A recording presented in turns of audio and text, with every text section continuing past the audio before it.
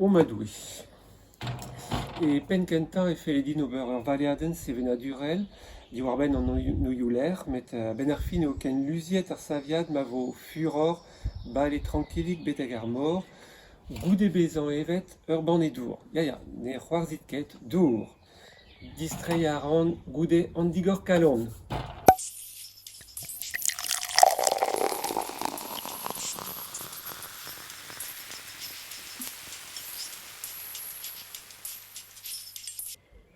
Echu an digor kalon.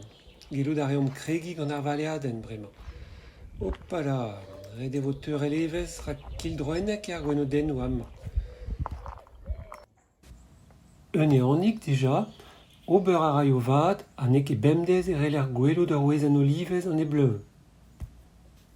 Unan eus an traoù a blij din kalz e bord ar mor eo ar plant deuet eus ranvroioù all evel al lavand pe eus broioù all evel ar palmez.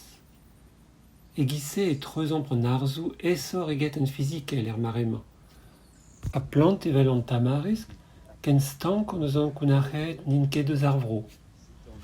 Hag e touez plant ar vro zoken e c'heller kaout souezadennoù a vechou pa sell er piz. Pa sell er piz, ne ket war-sur nec'h, met war-sur traoñ kentoc'h. Setu ur foto kemeret d'un nebet bloavechou zo, un orkideen gwez. A chans am boabet evit toare rak n'in ket gwall stank amañ. Treuzon ma c'hoadig bremañ. Ne vin ket ma unan evel ar penki. Ma digarezit, mez meus. Ha setu, pal ar valeadenn ar mor. Un tamm reien c'hoaz evit mont e-barzh me mestra. Ar savadur nemeta a c'heller kavout war an drezen ne ket ur bod a boued, met ur blokaoz kouezet diwar an tornaod un nebet bloavechou zo. Hep terri. Ur savadur a galite. Deutsche Qualität zoken. Petra a vez lavaret gant ar besketerien? El lec'h memañ ar mor emañ ar pesket. Mez meus, adarre. Echue gant ar farsadennoù nul, poen e distreiñ bremañ. Hag a ro kuitat an od, ur sell prim war an div-vor bronze, atav war ar c'herek evel pa vefen gouardet an drezen.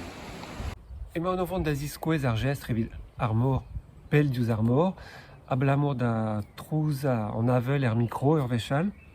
Ne ket diez, ret eo treiñ an dorn e-giz-se, gant ur fivadenn a blenn, goustadik.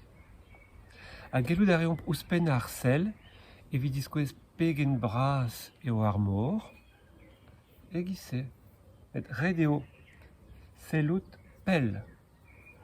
Setu, echu ar valeadenn, echu an abadenn, e oa kereziez, ken a vo tudou.